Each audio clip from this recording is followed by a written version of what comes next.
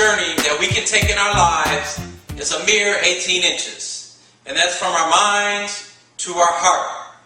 We are all born into this world, fearless and free. We speak the truth, our truth, with no discernment or concern for saying something that may offend another person. We take chances, such as taking our first steps. And no matter how many times we fall down, we get back up and we do it all over again until we fulfill our goal.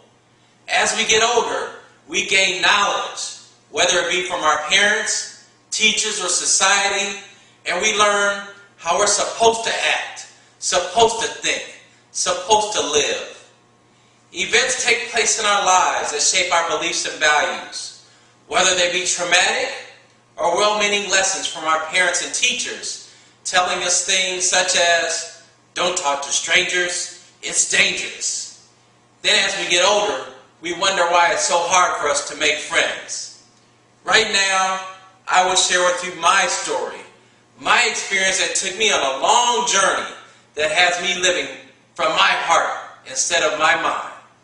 I will also share how this experience affected me so much, I now hold it as my power to inspire people to become the best that they can be in their lives. And lastly, I will share with you my dream and intention on changing this world one person at a time.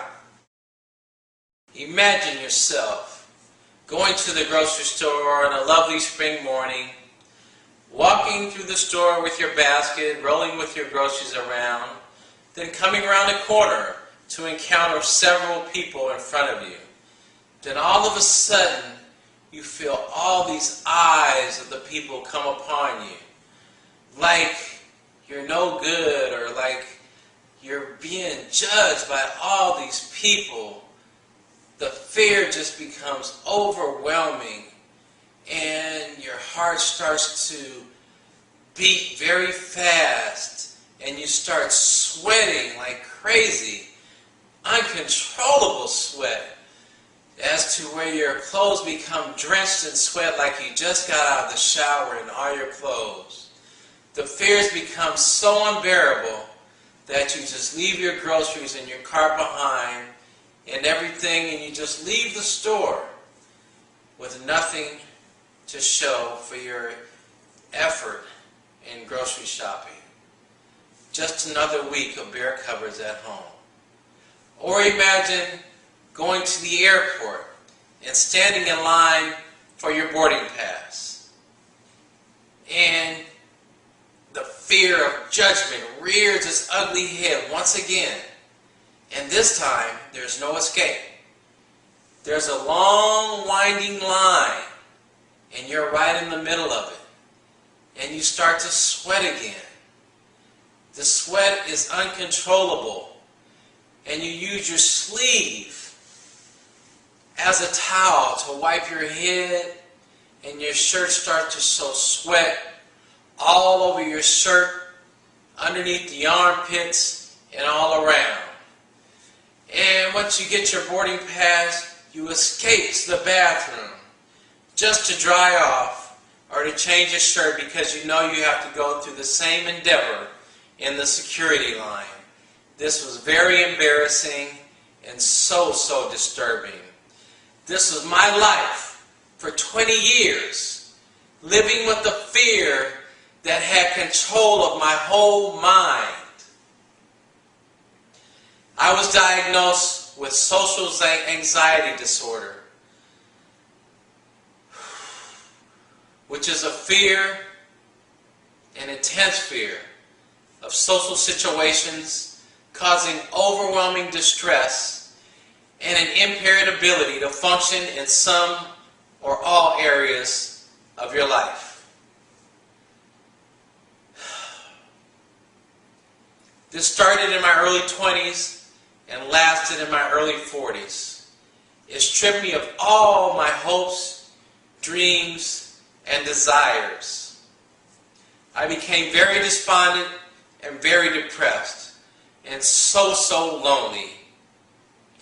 Even though I tried to explain what it was like to my friends and family, no one could understand what I was going through. Some of the responses I got back were, just get over it. Or, aren't you strong enough to get through it? Believe me, if it was that easy to drop it, I would have dropped it like a bad habit.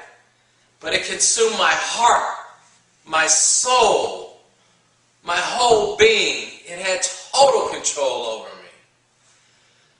But by the grace of God and a lot of prayers, the right people started to come into my life. They helped me get through all my fears through strenuous exercises and reprogramming my subconscious mind. As I stand before you here today, I proclaim I am free at last from this crippling disorder. And now I understand why I went through this 20-year discovery process, and it was to help me find my purpose and passion in my life. I now have the power, the confidence, and fortitude to live a joyous and fulfilled life. My message to all of you today is that you all have a purpose that lies within your heart. And it's up to you to wake up and rediscover what that purpose is in your life.